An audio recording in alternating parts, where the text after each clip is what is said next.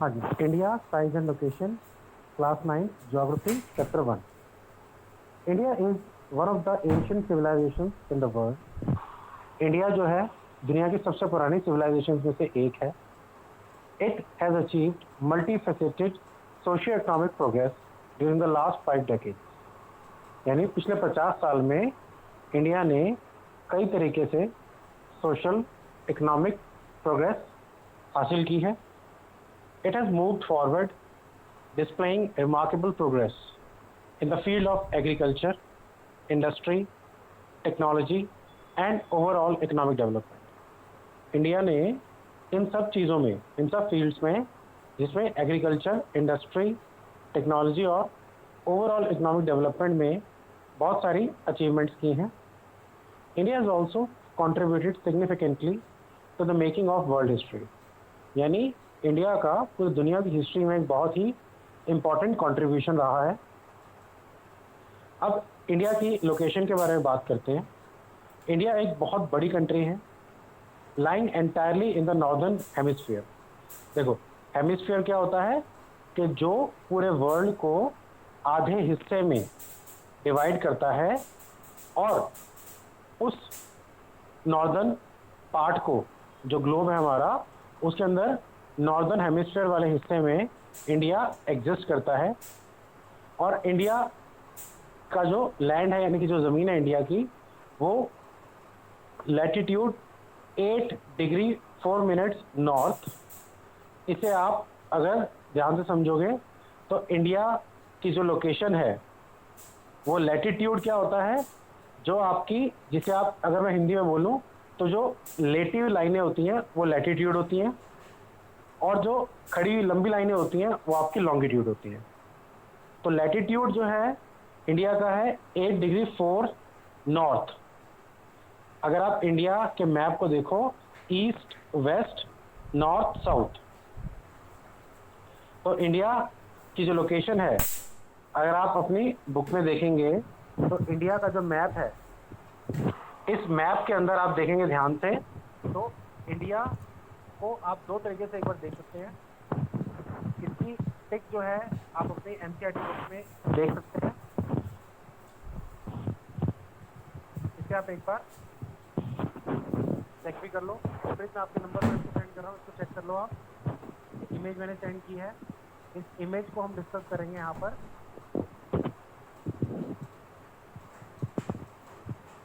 तो basically India का map अगर हम देखें तो इसमें आप देखेंगे राइट हैंड साइड पर ईस्ट, लेफ्ट हैंड साइड पर वेस्ट, ऊपर नॉर्थ और नीचे साउथ आता है। लेकिन जो वर्ल्ड का मैप है हमारा, उसके हिसाब से अगर हम देखेंगे तो इंडिया जो है वो लैटिट्यूड्स के हिसाब से, लैटिट्यूडनल जो लेंथ है इंडिया की, वो है from 8 degree 4 minute north and 37 degree 6 minute north. इनके बीच में इंडिया का लैटिट्यूड पड़ता है। लैटिट्यूड से हमारा क्या मतलब है, अगर मैं हिंदी में सिंपल वर्ड्स में बोलूँ तो जो लेटिव लाइंस हैं वो हमारी लैटिट्यूड की लाइंस होती हैं। तो इंडिया उस तरफ से 8 degree 4 minute north and 37 degree 6 minute north के बीच में पड़ता है फ्रॉम लैटिट्यूड। इसे आप इंडिया के मैप में भी चेक कर सकते हैं, जो कि आप यहाँ से देख सकते हैं, आपके एनसीईआरटी बुक में ही दिखाया गया है। पेज नंबर 3 है इसमें आपको 8 डिग्री 4 नॉर्थ से लेकर 37 डिग्री 6 नॉर्थ के बीच में पड़ता है इंडिया का जो मेन लैंड है। और लॉन्गिट्यूड के पॉइंट ऑफ व्यू से देखा जाए तो 68 degree 7 minutes east and 97 degree 25 minutes east पड़ता है। ये आपको याद रखना है लैटिट्यूड और लॉन्गिट्यूड के पॉइंट ऑफ व्यू से। इसके बाद बात करते हैं ट्रॉपिक ऑफ कैंसर की। ट्रॉपिक ऑफ कैंसर क्या है? ये वो लाइन है जहां पर इंडिया, आप कह सकते हैं, इंडिया को दो इक्वल पार्ट्स में ये लाइन डिवाइड करती है और इसका जो एंगल है वो है 23 degree 30 minutes north to the south east and south west of the mainland lie the south east और साउथ वेस्ट में अंडमान एंड निकोबार आइलैंड्स पड़ते हैं and Lakshadweep islands in bay of Bengal and Arabian sea respectively. South east and south west of the mainland यानी कि जो India का जो south east और साउथ वेस्ट है वहां पर Andaman and Nicobar islands and Lakshadweep islands पड़ते हैं in the bay of Bengal and Arabian sea. तो ये हमें याद रखना है, साउथ ईस्ट में अंडमान एंड निकोबार आइलैंड्स पड़ते हैं और साउथ वेस्ट में बे ऑफ बंगाल और अरेबियन सी के पास आपके लक्षद्वीप आइलैंड्स पड़ते हैं। नाउ इसके बाद आगे आपको एक पॉइंट बताया गया है, do you know the southern most point of the Indian union. India का जो साउथ का जो लास्ट पॉइंट है वो है इंदिरा पॉइंट, लेकिन वो 2004 में सुनामी के दौरान सी के अंदर डूब गया था। तो ये आपसे क्वेश्चन पूछा जा सकता है कि what is the southern most point of the Indian union. Answer है इंदिरा पॉइंट। ये हो गया हमारा इंडिया का लोकेशन जिसमें आपको कुछ चीजें याद करनी है। इसके बाद आएगा साइज ऑफ इंडिया, ये भी आपको अगेन याद करना पड़ेगा। The land mass of India as an area of 3.28 million square kilometre, यानी कि जो इंडिया की जो जमीन है वो 3.28 मिलियन स्क्वायर किलोमीटर के बीच में पड़ती है, के अंदर आती है। India total area account for about 2.4% of the total geographical area of the world. India का जो एरिया है वो पूरी दुनिया, पूरे वर्ल्ड का जो टोटल जोग्राफिकल एरिया है उसका 2.4% इंडिया में आता है। फिगर 1.2 को देखकर हम पता लगा सकते हैं। देखते हैं फिगर 1.2 में क्या बताया गया है। इसमें आपको डेटा बताया गया है, सबसे ज़्यादा एरिया के हिसाब से रशिया, फिर कनाडा, फिर यूएसए, चाइना, ब्राज़ील, ऑस्ट्रेलिया और इंडिया। तो इंडिया जो है एरिया के हिसाब से पूरी दुनिया के अंदर 7th लार्जेस्ट कंट्री है। India has a land boundary of about 15,200 kilometre, यानी जो इंडिया की बाउंड्री है वो 15,200 किलोमीटर तक फैली है।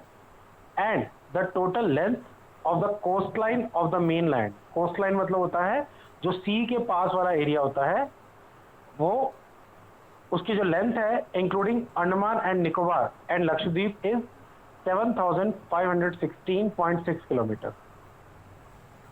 India is bounded by the young fold mountains in the north west. India जो है वो नॉर्थ वेस्ट के जो नए नए, यानी अगर आप अर्थ के हिसाब से देखो तो ये जो नॉर्थ वेस्ट के जो माउंटेन्स है वो काफ़ी नए हैं। North and north east, south of about 22 degree north latitude, it begins to taper and extends towards the Indian ocean. यानी पहले जिसकी हम बात कर रहे थे यहाँ पर माउंटेन्स की, वहाँ से अगर हम 22 डिग्री नॉर्थ लैटिट्यूड की तरफ चले आगे साउथ तक, south of 22 degree north latitude तक, it begins to taper and extends towards the Indian ocean. तो धीरे धीरे घटता चला जाता है माउंटेन्स वाला पार्ट और आगे इंडियन ओशन की तरफ आगे बढ़ता है ये पार्ट। वहाँ पर इंडियन ओशन में ये दो सीज में डिवाइड हो जाता है, Arabian sea on the west and the bay of Bengal on its east. अब अगेन इस चैप्टर में आपको कई चीज़ें याद करनी है, तभी आप इनके आंसर्स कर पाओगे, क्योंकि ये चैप्टर आपको अगेन समझना भी है और याद भी करना है। नाउ फिगर 1.3 की बात करते हैं। Latitudinal and longitudinal extent of main land is about 30 degree. Figure 1.3 में देखते हैं ज़रा, इसमें इंडिया का मैप बताया गया है और ये बताया गया है कि latitudinal and longitudinal extent of the mainland is about 30 degree. Why 30 degree? अगर आप देखो एक तरफ से 8 डिग्री 4 मिनट और 37 डिग्री 6 मिनट के बीच का डिफरेंस अराउंड अबाउट 30 डिग्री पड़ता है, और दूसरी तरफ 68 डिग्री 7 मिनट्स और 97 डिग्री 25 मिनट्स के बीच का डिफरेंस भी 30 डिग्री के आसपास पड़ता है। इसीलिए इसको 30 डिग्री अबाउट 30 डिग्री कहा गया है। Despite this fact the east west extent appears to be smaller than the north south extent. East west extent का मतलब, अगर आप मैप में ध्यान से देखें तो इस मैप में आपको ईस्ट जो है, इंडिया का जब मैप जब सीधा रखेंगे तो उसकी राइट हैंड साइड पर ईस्ट पड़ता है, लेफ्ट हैंड साइड पर वेस्ट पड़ता है।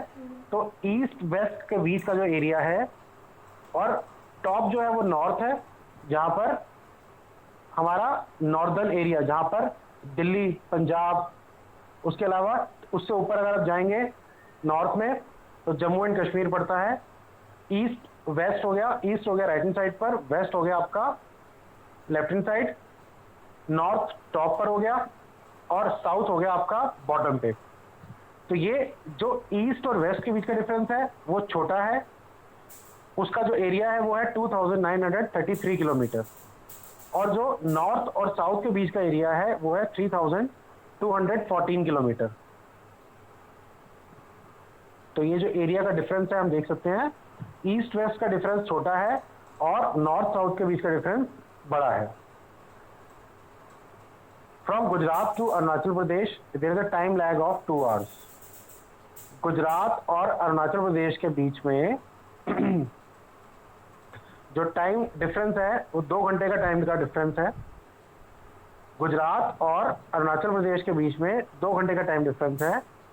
तो इंडिया का जो स्टैंडर्ड मेरिडियन है, स्टैंडर्ड मेरिडियन मतलब ये वो टाइम का पॉइंट है जहां से पूरे इंडिया में टाइम को डिसाइड किया जाता है, और ये कहां से गुजरता है होकर मिर्जापुर से। तो आपका एक क्वेश्चन और बन जाएगा इसमें, उत्तर प्रदेश में मिर्जापुर वो जगह है जहां पर इंडिया का स्टैंडर्ड मेरिडियन, जहां से पूरे इंडिया के लिए एक कॉमन टाइम को, स्टैंडर्ड टाइम को डिसाइड किया जाता है। लेकिन अरुणाचल प्रदेश और गुजरात में फिर भी 2 घंटे का फर्क है, क्योंकि एक जगह पर इन दोनों में से सूरज जो है थोड़ा जल्दी वहां पर दिखता है, उसका कारण हम अभी आगे देखेंगे। Now the latitudinal extent influences the duration of day and night, यानी कि दिन और रात का जो ड्यूरेशन है उसके ऊपर लैटिट्यूडनल एक्सटेंट, यानी कि जो हमारा लैटिट्यूड है, लंबी वाली लाइन है ऊपर की तरफ, उसका काफ़ी असर पड़ता है। जैसे जैसे आप साउथ से नॉर्थ की तरफ जाते हैं,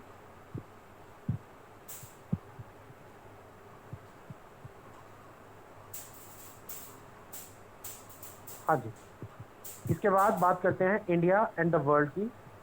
the Indian land mass has a central location between the east and the west Asia. India जो है वो ईस्ट और वेस्ट एशिया के बिल्कुल बीच में पड़ता है, और ये एशिया के बिल्कुल साउथ की तरफ एक्सटेंड होता है। The trans Indian ocean route, यानी कि इंडियन ओशन से होता हुआ जो रास्ता है, which connect the countries of Europe in the west and the countries of east Asia, यानी यूरोप के अंदर, यूरोप की जो कंट्रीज हैं, यूरोपियन कंट्रीज हैं, उन्हें ईस्ट एशिया की कंट्रीज से जोड़ता है ये रास्ता। यहीं पर इंडिया बीच में बिल्कुल पड़ता है। It provides a strategic central location to India, यानी इसके बिल्कुल बीच में जो वेस्टर्न यूरोप है, यूरोप का जो पार्ट है, यूरोपियन कंट्रीज हैं, उन्हें ईस्ट एशिया से जो जोड़ता है वो इंडिया ही है। Deccan Peninsula protrudes into the Indian Ocean, thus helping India to establish close contact with West Asia.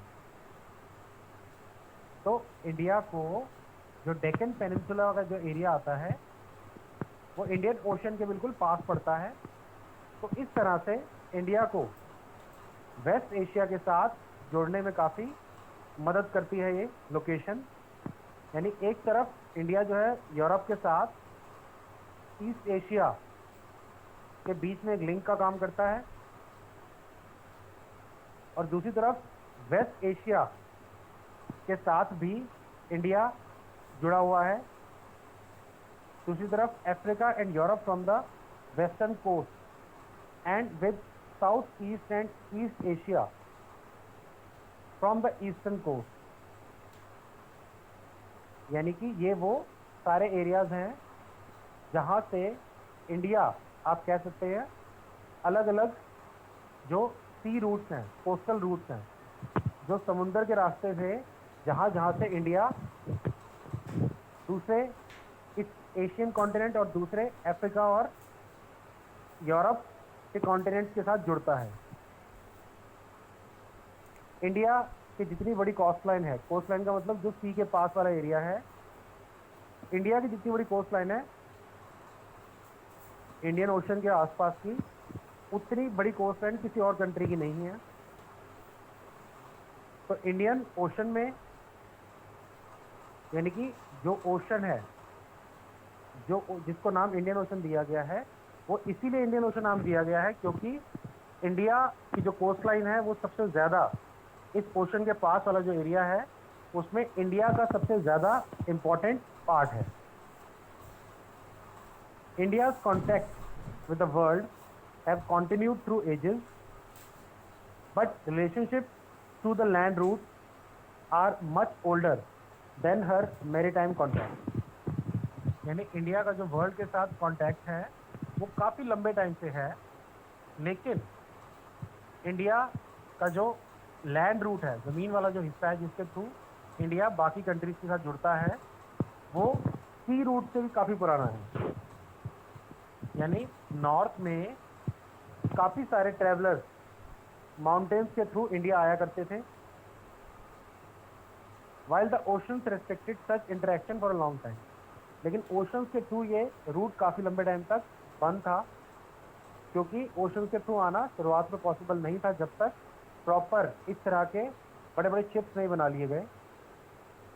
और उस समय से इंडिया का जो कंट्रीब्यूशन है in exchange of ideas and commodities, वो काफ़ी लंबे टाइम से यहाँ पर रहा है पूरी दुनिया के साथ। इंडिया से ही उपनिषद, रामायण, पंचतंत्र की कहानियाँ और Indian numerical and decimal system दुनिया के अलग अलग हिस्सों तक पहुँच पाया था।